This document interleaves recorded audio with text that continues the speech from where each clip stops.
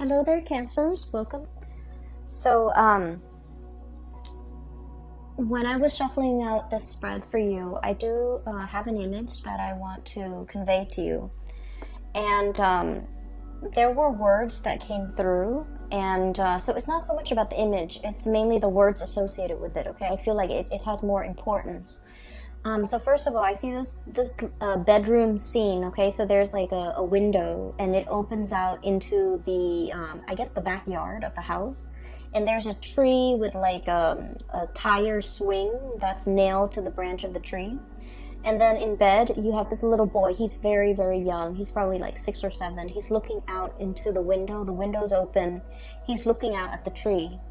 And so what I started to see was the scene is moving. So it's like a nighttime scene. He's supposed to be in bed. He's kind of bored. He doesn't want to sleep yet. He wants to like go outside and play. But it's nighttime, so you know his parents are probably forcing him to go to bed, and they're assuming that he's sleeping, but he's looking at the tree, and you see the passage of time.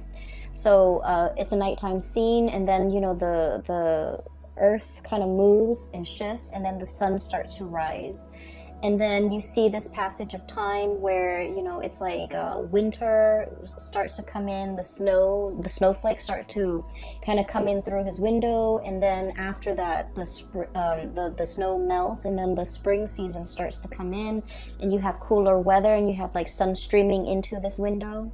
So he's looking at the passage of time, the passage of all the seasons from his window. And the words and the phrases that I started hearing is definitely the passage of time, wanting to grow up, wanting to be out there, wanting to be an adult, wanting to be able to dictate your own life, you know, when to sleep, when to go outside, when to eat. And I feel like this is somebody who's very eager to grow up, okay? And I also feel like, you know, it's like wanting that independence, okay? So what I'm feeling is, I feel like for many of you, you might be this child that I'm seeing. And let me talk a little bit about the past, okay? Because I feel like, first of all, the Mercury retrograde cycle is going to be throughout the month of November. We are starting Mercury retrograde on the 31st of October, and it's going to end, you know, it's going to run through the first 3 weeks of November, but then the last week of November, we have like a shadow period. And so pretty much all of November is going to be about revisiting things. And then I feel for you guys in particular, it is going to be revisiting the choices that we have made, the decisions that we have made, so that we can glean and extract wisdom from it, okay? So I feel right off the bat, this month might be a little bit uncomfortable because you're confronting your demons. You're confronting the past. You're confronting choices and decisions that you have made in the past. And I do feel the month brings about immense opportunities for transformation. If you don't like where you are, you're going to be able to change location. If you don't like the things that you have done in the past, you're going to be able to do like a 180, you know, change direction, take a different path. If you don't like the person that you're around, you're going to be able to change your group of friends. If you don't like the lover that you have, you're going to be able to switch things up, you know, get out of situation. So I do feel like it's a very reflective type of a month, okay? So going back to that original image, let me talk a little bit about where I feel like the pieces are fitting in for you guys. I feel as if for many of you, you know, when you were younger, you were very eager to grow up. Okay, you wanted to kind of like get out into the world, get your hands dirty, experience things, live life, and just not have to. I just feel like this sense of like feeling that, you know, life is like an unopened box, like a present wrapped up in a bow. And with wrapping paper, and you're so eager to like tear it open and just, you know, get your hands dirty and just really embrace and live life. And I feel for many of you, this can come in all forms and shapes and sizes. Like wanting to, you know, really experience all the nitty gritty things in life, okay? I see a lot of experimentation when it comes to drugs, alcohol, even like, you know, overindulging in those things, but also wanting to just, you know, really grab life by the horns and live as if there's no tomorrow, okay? Because like the image of that child is coming through. It's a child that is very like innocent, naive, and things like that. So I feel like you kind of like, you know, rushed in there, like let's do it first, ask questions later. And I feel like it was a cycle, like a spiral, where you might have gotten involved with the wrong people, you might have experimented with the wrong things, experimented with the wrong substance, experimented with the wrong relationships. And I just see like a lot of overindulging and wanting to just really, really experiment. And then I also felt like for many of you, you might have been like on the flip side, on the opposite end of the spectrum. I see somebody who's like really, you know, like who has had to grow up at a very young age. There were a lot of like expectations imposed upon many of you. It kept you on the straight and narrow, right? Like it kept you going through school. It kept you very responsible. It made you kind of like very, very straight-laced. And then whatever age you're at, maybe, you know, going off to college, or maybe in your 30s, or maybe even now in your 40s, whatever age you're at, you went through a phase where you just like, I want to indulge. I want to, you know, let loose. I want to have no restrictions. I want to have no baggage. I just want to be irresponsible. Like just, I feel like that tug and pull with many of you. And so the first group of you, I do feel like you needed to experiment it. You needed to, you know, overindulge. You needed to get yourself in wrong situations with the wrong people even, in order for you to learn, in order for you to shape up, in order for you to realize that, oh, you know, been there, done that, not for me, okay? And then that first group of you, you have come in with this energy as the Emperor. This is somebody who is, you know, has a lot of life experience under their belt. They know who they are. They know themselves really, really, really well, okay? They know what works for them. They know what doesn't. They know what types of people they want to be with. They know what career path is good for them. And they also know what not to get involved with, okay? Like never again. So I feel like, you know, you've come into this sense of like strength and fortitude and just knowing yourself inside and outside very, very well. And then I also see on the latter group of you, group number 2, that were like late bloomers, getting out into the world and being able to overindulge in all of that at a very at a later age. And I feel like you're at a point where you want to shirk responsibility. You're just like, I've lived my life as a straight-laced person for so long, and I just want to break free from it. So I felt like life has been a series of constraints, a series of just like limitations. People telling you, you know, these are the limits. You can't really get past the limit. Or people telling you these are things you're expected to do. So I do feel a situation where there might have been a lot of restrictions. There might have been a lot of like rules are rules. Rules are put in place, and you just have to like, you know, obey the rules. And so what's coming through here? 10 of Swords.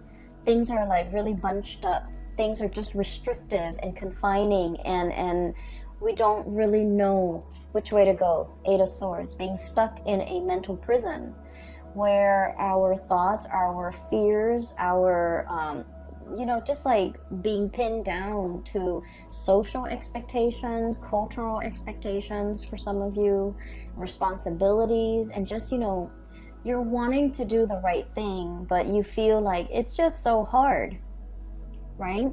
So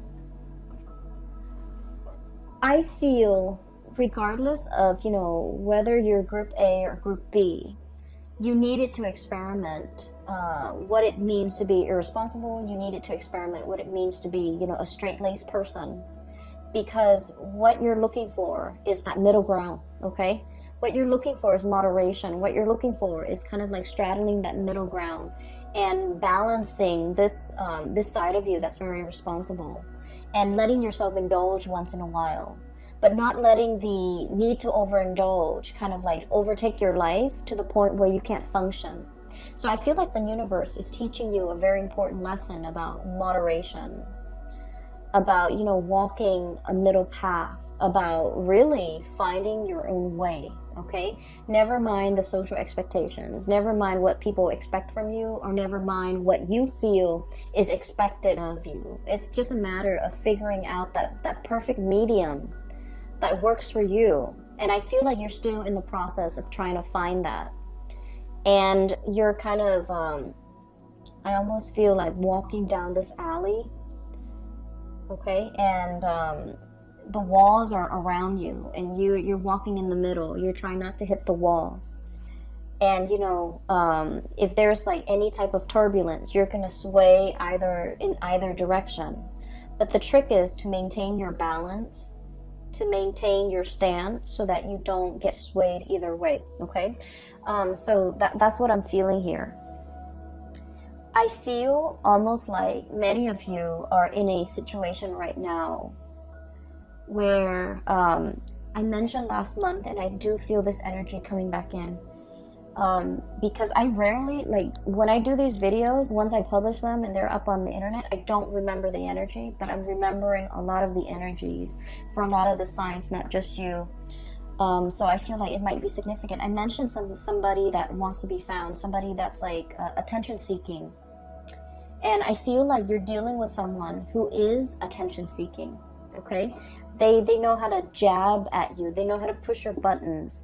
They do this with everybody. They do this with, people in their lives. And I feel like I'm feeling for many of you, you're dealing with somebody in your environment like this, and you're trying to keep a straight face. You're trying to do the right thing. You're trying to maintain your decorum, because you guys are deeply sensitive. I feel like out of all the signs, everyone has their sensitivities. But I feel like with Cancerian people, you guys are very empathetic. You guys really care about people. You guys are genuinely very, very nice, caring, just decent human being. And so you don't want to say things to hurt other people. Not even if they deserve it. You're that respectful. You're that loving and caring. You don't even want to hurt people, even if they deserve it. So I feel like somebody is like really pushing your buttons. And for some of you, it might be a relationship partner. And for others, it might be a parent. For others, it might be, somebody in your work environment. But this is somebody significant, okay? Because like if they're not significant, it wouldn't really matter if they push your buttons. They're just, some random stranger or just an acquaintance. But I feel like it's somebody significant in your life. And I feel like you try to make things work, okay? You were trying to do the right thing. The Emperor, he makes rational decisions, okay? He is not swayed by his heart. He thinks with his head. And he thinks usually for the betterment of all or everybody that's involved. So he knows how to make sacrifices. He understands that with every decision, there is collateral damage, okay? So I feel like this is your energy where you're in a position that you feel, I have to make some sacrifices for the greater good. And I feel like you might have known that something wasn't going to work out. There's a situation, you're like, oh, it's never going to work out.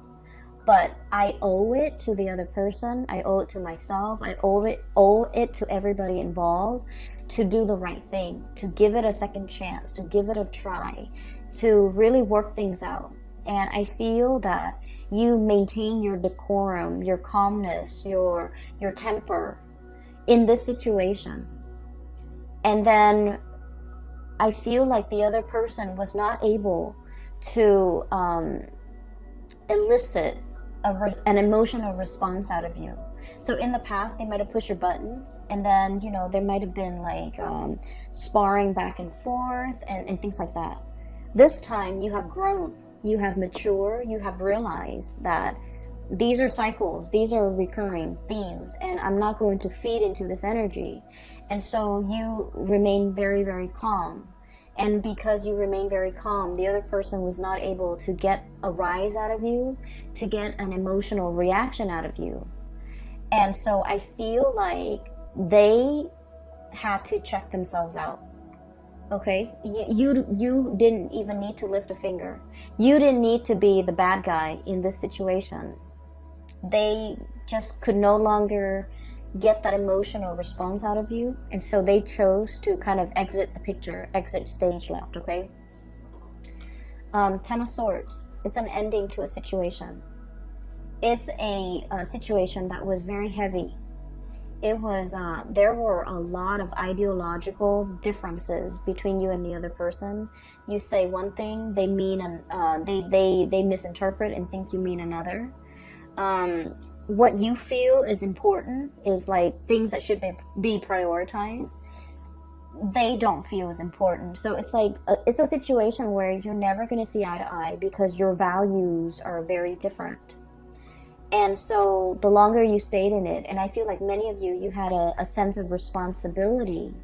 You stayed in it for the greater good. You stayed in it because, you know, there might have been more at stake. You stayed in it because you wanted to help the other person.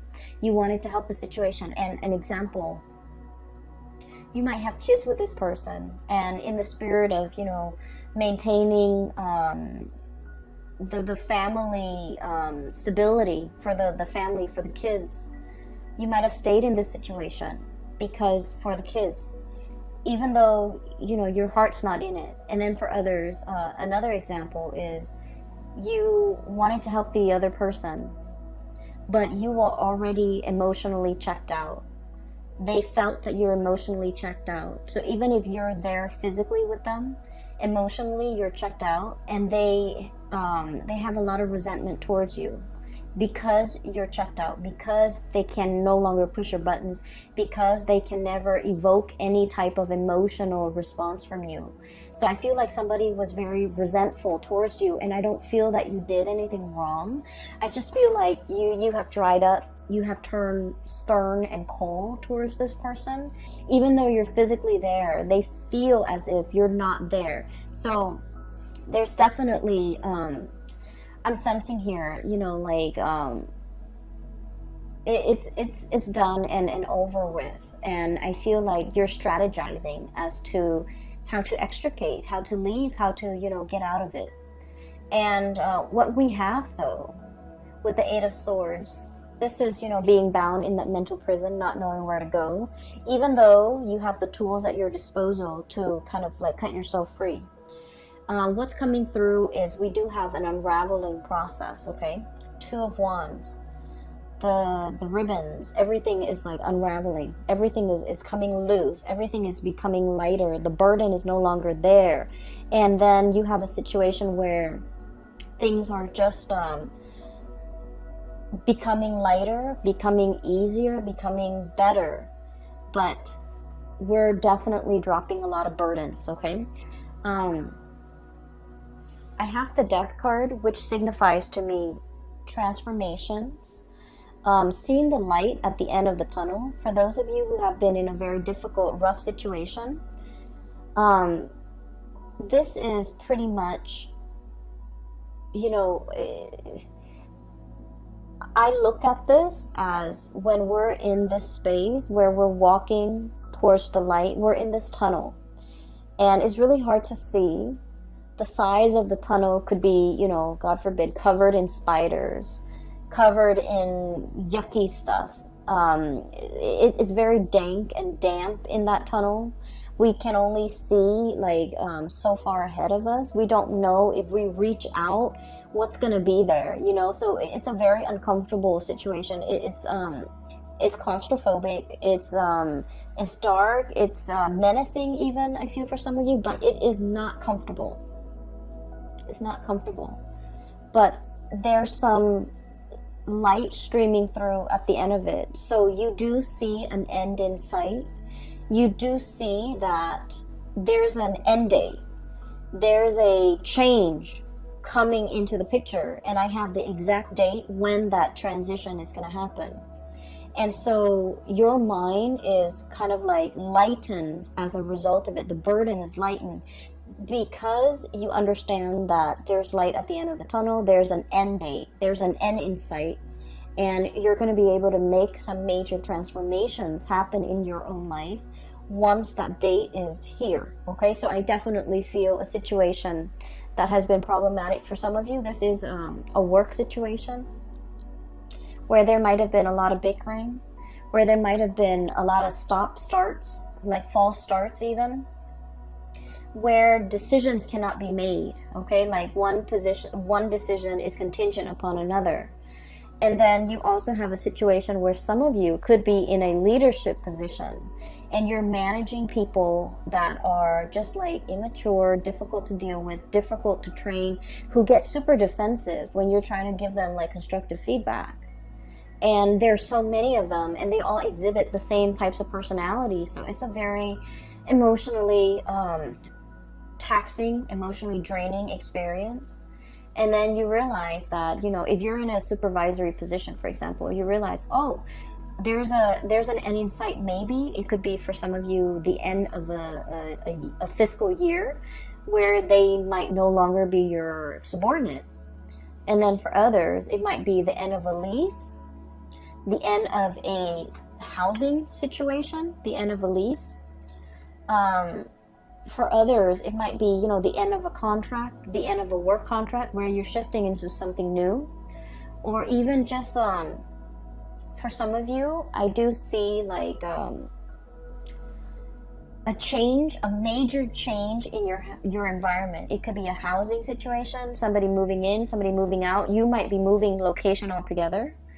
And then for others, it's just something so liberating and so freeing that you're looking forward to this end date. Okay, so I feel like you have something extraordinary that you're looking forward to, and it's going to change your life as you know it. It's going to bring about a major uptick in your standing, in your energy, and just energetically, I do feel like the burden has been lifted, the weight has been off your chest, and just you're no longer dealing with immature and just, you know, attention seeking people who know how to push buttons. Okay, so that's looking very, very good.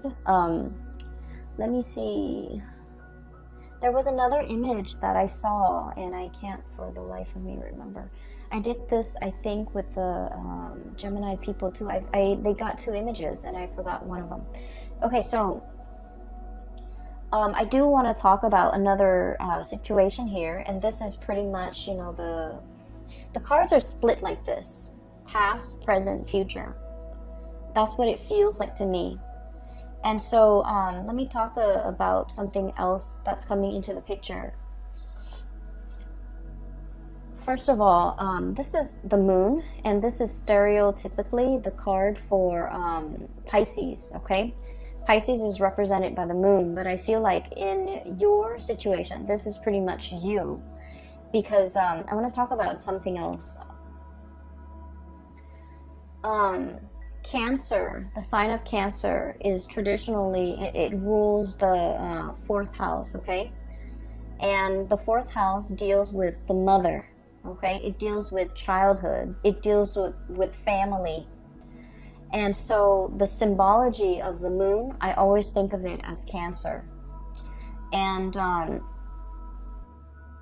I don't know, maybe some of you are aware of this, maybe all of you are aware of this, but this is something that I just started to realize about Cancerian people in general, because I had a friend, and through like conversations with, you know, the Cancerian friends that I've had over the years, this is something I've just noticed.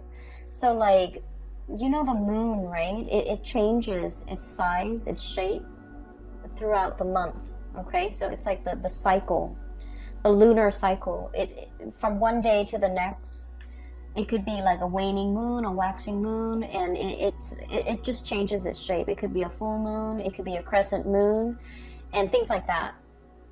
And so one of the things in which you are very aware of, I feel, for this month is waning or changing emotions, okay?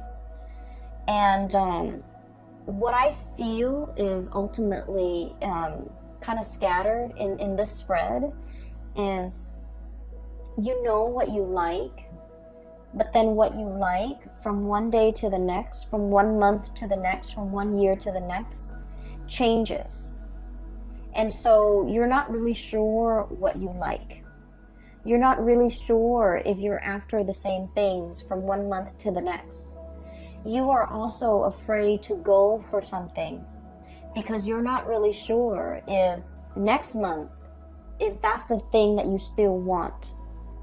And then you're afraid to go after something big because you're not sure if all the energy and the effort that you expend into this thing, is it going to be worthwhile when next year rolls around? Am I still going to want it as much as next year as I do now, to make all this effort worth it? You're coming to the realization about yourself, I feel, that what you want, what you value, what you desire, from one day to the next, from 1 year to the next, from one season to the next, it fluctuates and it changes. And because it fluctuates and it changes, you might be in a position where you just wait for things to happen to you rather than going out into the world and making things happen for yourself. Going after the things that you want, going after the situation, the job, the person that you want, and expending all that energy and all that effort because you're not really sure if what you want from one day to the next will be constant. And so this energy is very, very transient, okay? It basically changes with the tides. It changes from day to day, from hour to hour. And what I feel is like, for some of you, you might really love somebody, okay? You love somebody. And when they're on their good days, oh my gosh, the love is amazing. When they're on their bad days, however, you might feel like, oh, I don't know if I love this person anymore.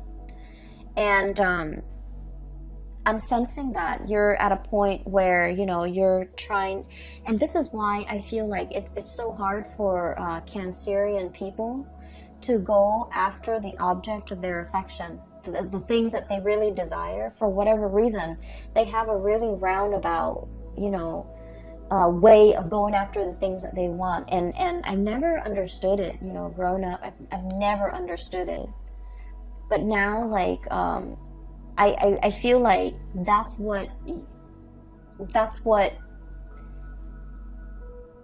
your MO, that's your method of operation, because you're not really sure. Okay, so this month has a lot to do with this process of deep reflection. We have five major arcana cards coming in a spread with like a 10 card spread. So the half of the cards are major arcana cards, which is really forcing you to be very, very clear about yourself, knowing yourself really well, like this Emperor.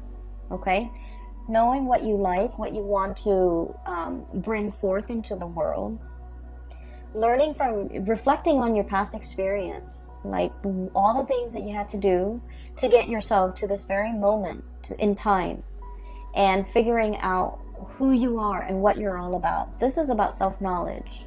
The other card that we have here as well is we have the Hermit.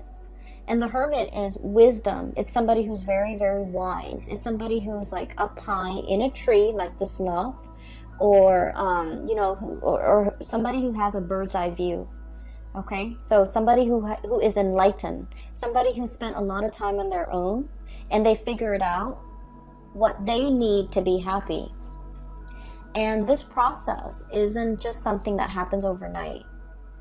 there have to be a lot of upheavals and challenges and you know, the breaking down of old paradigms in order for you to figure out, in order for something better to emerge, but in order for you to figure out what you're all about. So like, it's almost like the tree, you know, growing up in the winds, okay?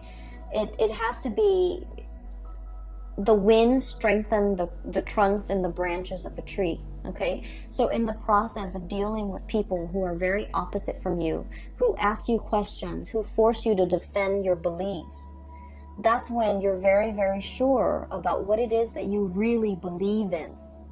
So I feel like, you know, all of this happened because we have the Tower, the things that we think about ourselves that are not built on reality, okay? I think I really like to, you know, stay at home and just, you know, knit. And then you realize life is passing you by, okay? And then you realize that, no, I actually want to be around a lot of people. I actually want that connection. I'm actually very extroverted. I actually need other people. So we have to go through life to really figure out who we are. And then, you know, some of you, you're just like, oh, I want to be the life of the party. You guys need other people. Most of you, you need other people. You might feel like, I want to be the life of the party. And I feel like I'm speaking to a lot of Cancerians out there who feel like, I want to be where the things are happening, among the shakers and the movers, where, you know, you feel like you might want that. And then when you're in the midst of it, you feel very drained. You feel like just unhappy. And then you realize that, you know what? I'm not as extroverted as I think I am. I need more downtime. I need to recuperate. I need more me time. So I feel like you have gone through a major process of like learning about yourself. And all of these things that you're learning about yourself, they don't happen in calm waves, okay? They happen in very like, they were like, the transformation was very, very disruptive. And I feel like it needed to be disruptive because you needed to be shaken awake. Because I feel like with the state of the fluctuation, the changeable moon and the emotional state, it's like you're going through each day constantly changing. And so the shakeup needed to happen at the core, at the foundational level, for you to figure out on a foundational level, who am I? What am I about? What do I want? So I feel like that's what this is really screaming out to me. And I'm sorry if the reading is so like, if it's just so abstract. I feel like it's very abstract. But I feel like it's an inner process that you have to kind of discover on your own, okay? I almost think of this as like the Nautilus shell. Getting to the root of the problem. Understanding yourself. And you can't really proceed in life, in major endeavors, in making major decisions, unless you really know yourself. You have hesitated making some major decisions because, you know, you have this sense of responsibility, this sense of like, oh, I don't really want to hurt anybody. I just want to let a situation drag on. And then I feel like there's a jolt to the system and it's telling you, you can't really, this is not going to work. You need to be decisive. You need to not drag your feet. You need to, you know, let something come to an end if it must end. You need to stop lying to yourself that this is working because it's clearly not working. And so you definitely have some major, swift, fast decision that you need to make. And so this energy is coming in a way where it's very disruptive so that you can, you know, execute and just be done with it, okay? It's like ripping off the Band-Aid, I'm sensing. So that's where things are headed. And the other thing that I'm sensing, I feel like it should almost be like this, okay? All the major arcana cards are stuck together. That's what it feels like to me. The 4 major arcana cards should be here. And then what we're left with is the Two of Cups and the Queen of Swords, okay?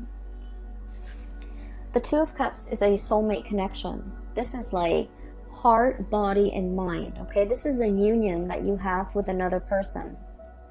I feel for some of you, there is a relationship here that might be fractured because of financial issues, financial considerations.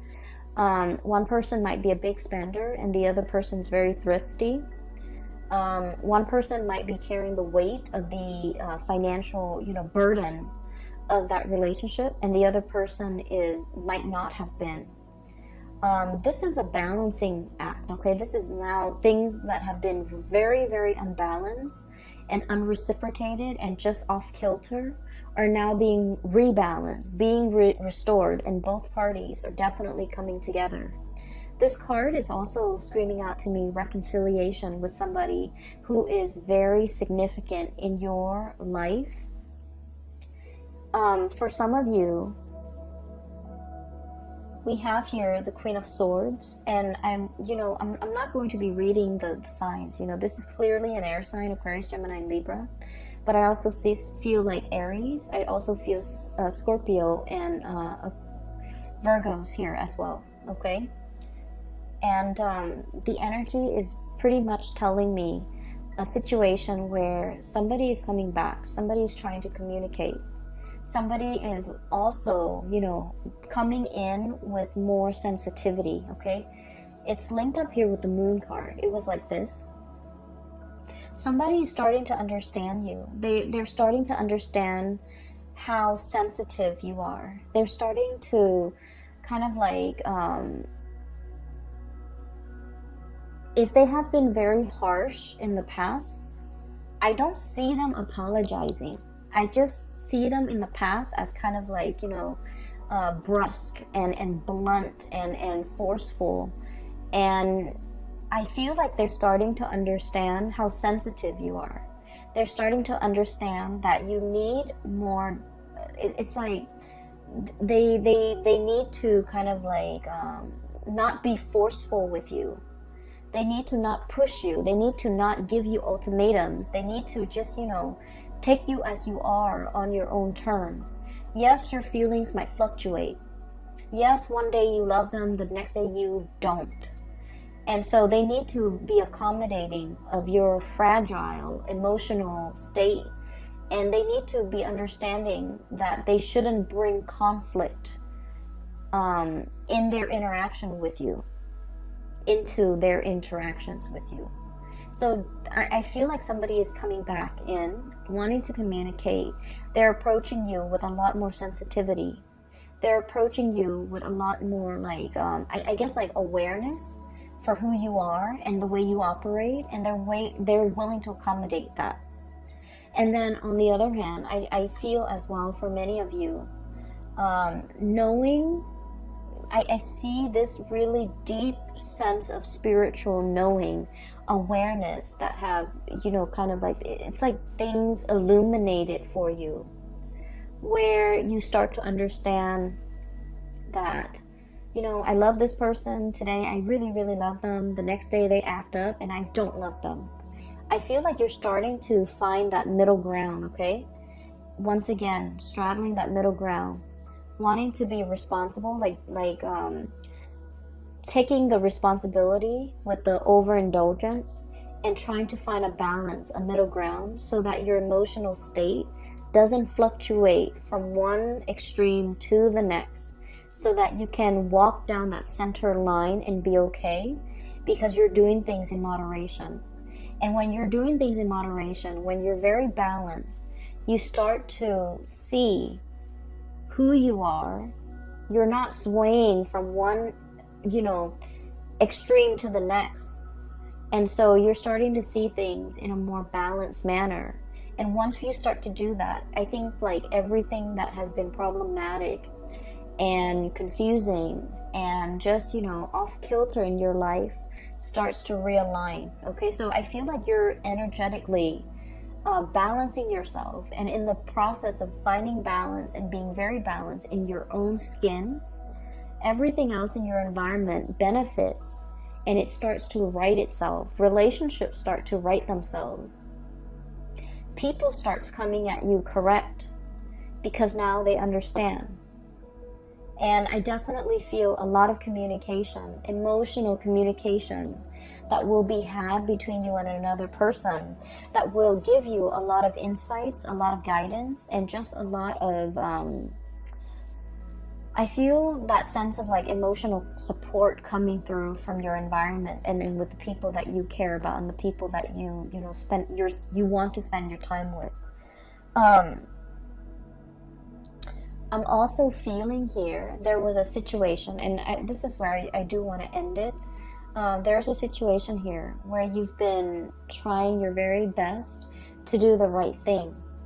You're getting out of that situation.